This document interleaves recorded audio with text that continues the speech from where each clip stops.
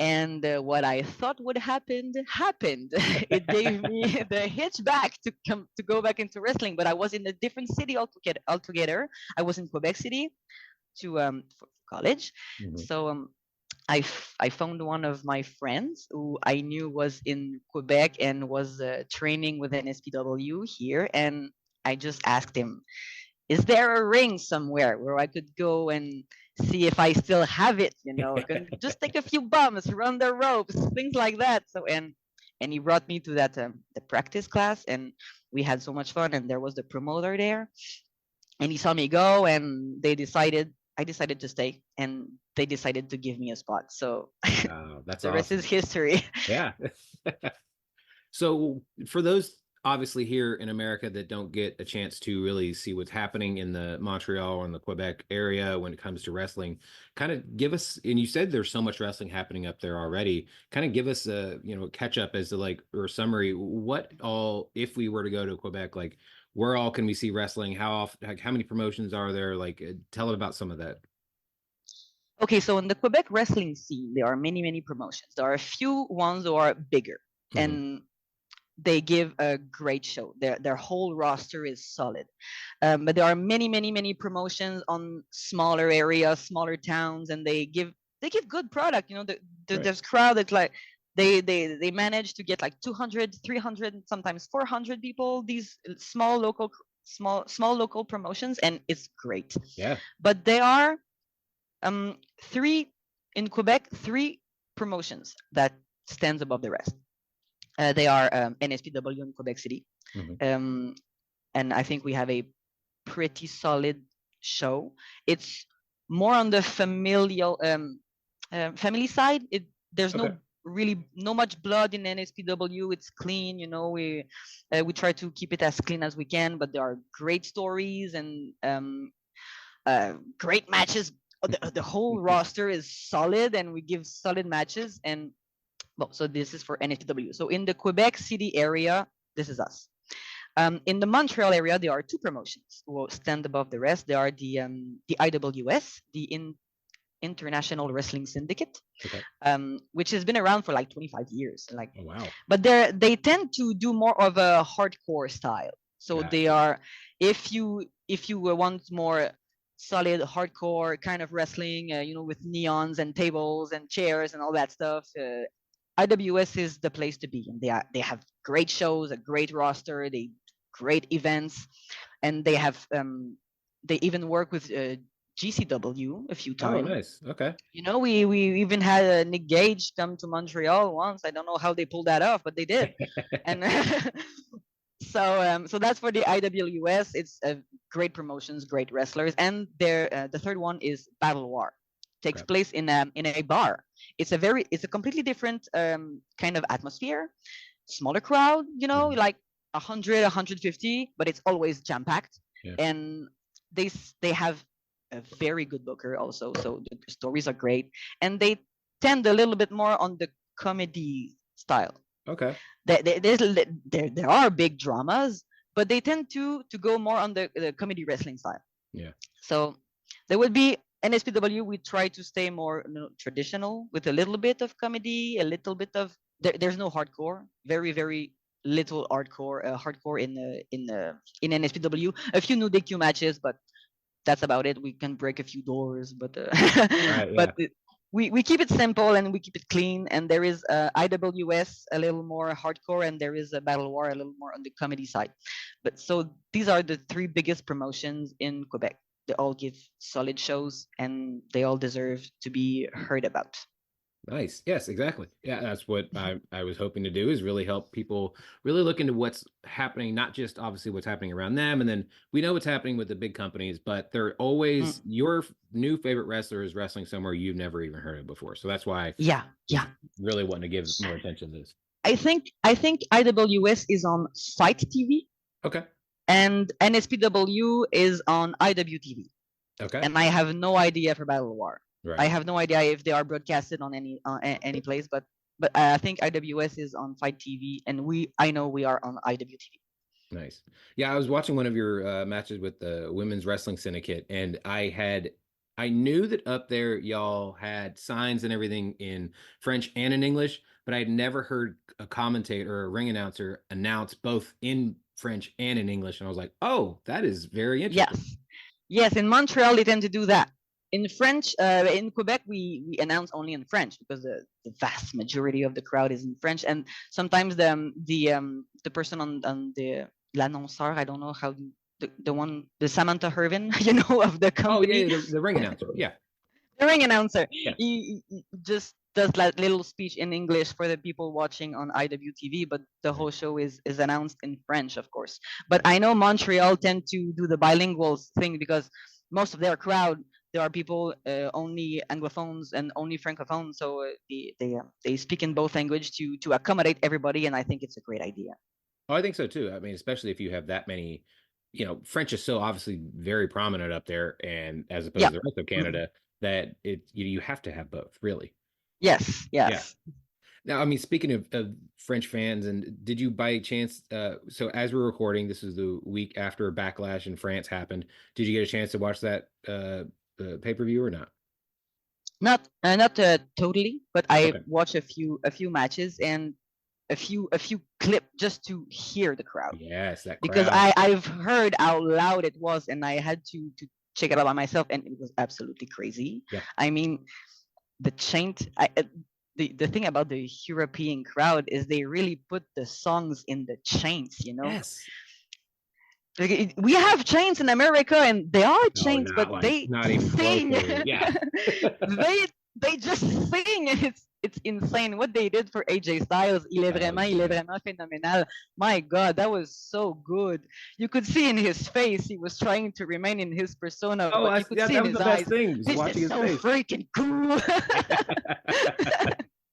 Oh, inside, It's like amazing. he kind of mentioned it on Twitter afterwards that, he was trying to stay in character, but he was very happy that they were so animated for him, and they were. Like, that's Yes. what I love so much about European fans in general is that they are so animated, they are so sing-songy when it comes to their chants, and it's so funny because I saw a meme afterwards. It was like he was disgusted Roman Reigns, like, oh, I have to go back to America where they chant what for no reason. Yes. Yes. Oh yes, that's exactly it. I remember when I was watching NXT UK, I Yes. was watching the product solely to hear the crowd Yep. because they had so many songs Uh-huh. and the whole crowd is singing them. It's Uh-huh. it's a, it's a whole culture. It's crazy. I love Yeah. it. Oh, I love it too. That's why I always get excited when anything's happening over there, or especially WrestleMania time, because you get a lot of the Yeah. European fans, especially now after the pandemic, you're getting more of them over here, and you get more sing-songy chants. And usually the Raw after WrestleMania, for the longest time, was just taken over by the European fans. It was lovely Yeah. because you got so many songs, and it was perfect. I loved it. Yeah, they're very, very, very lively, and it's so different from some American crowd, some Yes. American crowds. There's definitely cities in general that are much better than the rest of them, but for the most part, Yeah, we need to really up our game when it comes to chants and songs and everything like that. I was pretty proud of the Montreal crowd and stuff, but when I hear the European ones, I think, now we could top notch a little bit us Well, also. you guys make us look bad because it's normally, yeah, Montreal is always nuts. Toronto is usually Yeah, pretty crazy as well. And then everything, Calgary's not bad, but then Vancouver somehow mm. is almost like just another American city. But yeah, for the most, Montreal does. Quebec City is a little disappointing. I Oh, need to really? say because Montreal is livelier. Is it's better. The Montreal crowd is better, and the Quebec one. I think we're a little more tranquil in up here north. So, for those who have never seen you wrestle, what three matches should they go out of their way to watch? Okay, so there is the Zach Patterson match at Golden Opportunity 13 in 2023. That would be one of my best match ever. There would be against Travis Toxic in, oh my God, what year was that? I think 2019. Okay. It was one of my first big matches when I came back into wrestling. It was on a new venue, a very how could I say that? An important venue Okay. in Quebec, which is called Le Diamant, the Diamond, and it's a I don't know the words in English, and I'm just looking for it in French also. It's oh my god, it's a place for theater and circus and opera. You know, it's not Oh, there's like yeah. I mean, we call them opera houses, I guess, down here, but there's not as if there's a lot of them. But yeah, a spectacle venue. You know, right, I don't have the not a word. concert venue because those are set up differently as well. No, Yeah. no, yes, exactly. So it's smaller. It's like a 500 seats, Wow, nice. and we fill those in like 20 minutes when we Whoa. announce the shows, and it's a great thing. It was our first show at this venue, and we were all so proud because wrestling was like shunned upon, the front upon. I mean, Yeah. what the It, freak is this wrestling? And now we have shows in the same places where there's opera and circus and theater in Quebec City. So we were all very proud about that. So this is where my match took place and was very important for me for those reasons. And the match is just insane with Travis Toxic. Third match, there are a few match in FCL with my good friend Azael.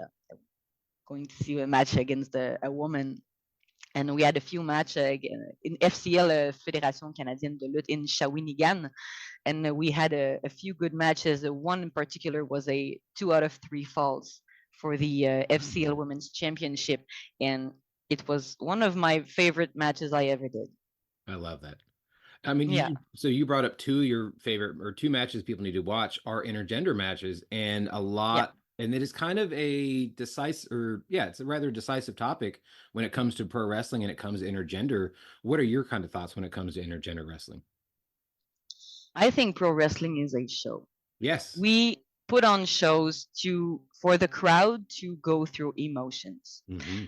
to just think about something else of their daily life. So I don't think it's bad to showcase intergender pro wrestling because it's a show. And Exactly. there it's the same thing when you see a Captain Marvel hit Thanos right in its face, and he hits back and she takes the bump and she comes back. It's the same thing. Uh-huh. You will not say to your daughter, I don't want you to watch the Avengers because some girls are getting hit in the face. And it's the same thing in pro wrestling, and we want Uh-huh. to take the crowd into an adventure. And I'm 5'4" and I weigh 120 pounds, and Zach Patterson weighs like 250, and Right. he's big and he's muscular. And when he picks me and throws me around, and the crowd goes mad, but Yeah. I come back and I Canadian destroyer his ass. People go crazy, and this is what they want to see, and the crowd love it. Uh-huh. The crowd love it. If you don't love intergender, it's okay. You don't have to, Right. but don't say it out loud. We don't want to know it. If you don't want to watch the product, don't watch it. But Exactly. just don't go saying people what to do or not to do with their careers. That's Exactly. it. It's the same thing with hardcore wrestling. If you're not a fan of hardcore wrestling, don't watch hardcore Exactly. wrestling. Some people are I hate hardcore. I would yeah, never see? do a hardcore, and I just don't book myself in match with neons. That's it. Right. Yeah. Which I think is the weirdest thing that how did we evolve to where we have to use light tubes to really have a death match? Like, I just don't get it. Like, as I've talked to somebody right after they had a match and they were like, I tried to hold my breath because those fumes right afterwards Yeah. are toxic, obviously. So, like, Yes. that's the most death part of the death match is those fumes that are coming off of those things. Yeah, it's actually dangerous. It's very dangerous. I know there are people who are willing to do all that, and they want to give that show to people who want to actually watch that. So they do them. Yeah, to each their own. They do them. if pro wrestling is a buffet, you don't always have to go and try every single part of it, but try it. If you liked it, fine. If you don't go back to that part. Like, that's really what pro wrestling is all about. It's easy. It's easy. Wrestling is about love. Exactly. Yes. Wrestling is art, and art is about love, and we need to spread more love in the world. Yeah. Now, I had this come up in a